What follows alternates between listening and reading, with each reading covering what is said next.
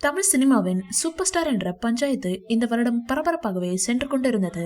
ஆனால் அதற்கெல்லாம் தளபதி விஜய் லியோ படத்தின் சக்சஸ் மீட்டில் முற்றுப்புள்ளி வைத்தார். ஒரே ஒரு சூப்பர் ஸ்டார் ரஜினிதான் என அவர் கூறியதை தொடர்ந்து இந்த பிரச்சனை முடிவிற்கு வந்தது. இதையடுத்து லியோ மற்றும் ஜெயிலர் இரு படங்களும் ஒரே மாதிரியான வசூலையை பெற்றது.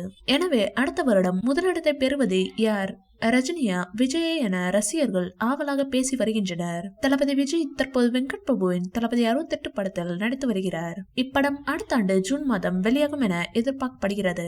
அதன் பிறகு விஜய் படங்களில் தொடர்ந்து நடிப்பாரா இல்லை கேப் எடுத்துக்கொண்டு அரசியலில் களமிறங்குவாரா என்ற குழப்பம் அனைவரிடமும் இருந்து வருகிறது. மறுபக்கம் ரஜினியின் 3 படங்கள் அடுத்த ஆண்டு வெளியாக உள்ளது. சிறப்பு தோற்றத்தில் ரஜினி நடித்த லால் சலாம் திரைப்படம் பொங்கலுக்கு வெளியாக உள்ளது. அதைத் தொடர்ந்து ஏப்ரல் மாதம் வேட்டையன் மற்றும் தீபாவளி பண்டிகையை முன்னிட்டு தலைவர் 171 ஆகிய படங்கள் வெளியாக உள்ளன. இந்நிலையில் விஜய் தளபதி 68 படத்தை முடித்த கையோடு தன் அடுத்த பட வேலைகளையும் துவங்கினாலும் ஆச்சரியப்படுவதற்கில்லை. தற்போது தளபதி 69 படத்தை பற்றி ரசிகர்கள் முதல் கோலிவுட் வட்டாரம் வரை அனைவரும் பேச துவங்கி விட்டார்கள் என்பது குறிப்பிடத்தக்கது. இந்த வீடியோ பிடிச்சிருந்தா லைக் பண்ணுங்க, ஷேர் பண்ணுங்க. மேலும் விஜய் சார் பற்றிய தகவல்களுக்கு எங்க சேனலை சப்ஸ்கிரைப் பண்ணுங்க.